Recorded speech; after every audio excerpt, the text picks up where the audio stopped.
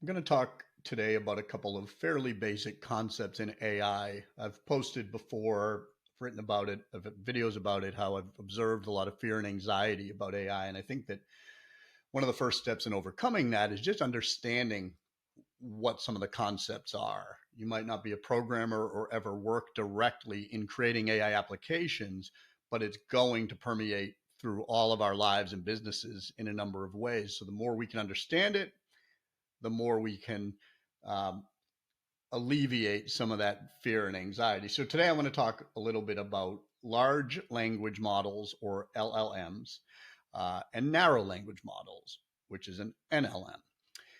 Get used to a lot of acronyms coming up in our lives. So a large language model is what you're using when you go on ChatGPT, developed by OpenAI. And it's trained on an enormous, diverse range of text. It can generate very human like, conversational, free flowing text, and it can do that in any language you want it to. It can simulate characters for video games, it can write songs, poems, it can practically provide you information and insights on anything you want. These are called large language models because they have many, many parameters in the billions and trained on just vast amounts of data from all across the internet. So they have a broad understanding of language that because they've seen practically every example of how you can say everything in terms of wording and tone and sentence structure.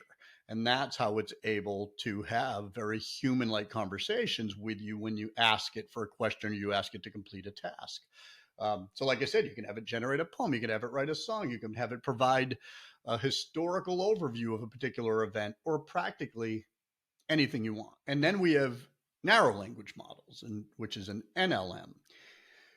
And so a narrow language model is designed to work with a much more specific domain and set of information. It is not going to just access the entire world of data and the entire internet.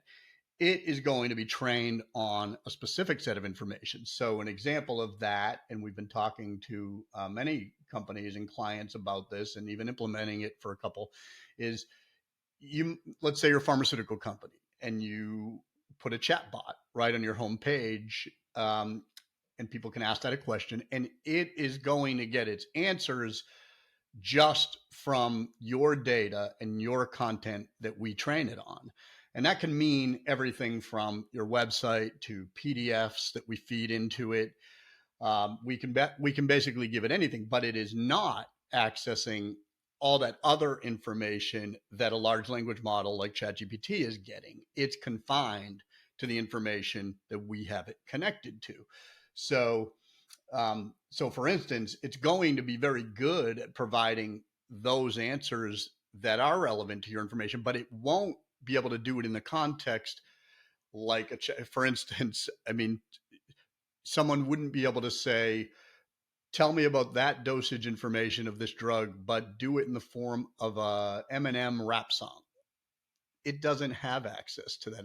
Not that anyone would want to do that, but ChatGPT can literally do things like that, whereas a narrow language model will not have access to all that outside information. And don't think of narrow as meaning small.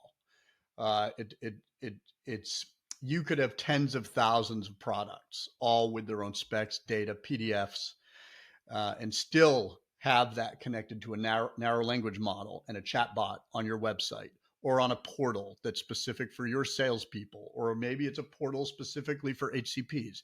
The uses are endless.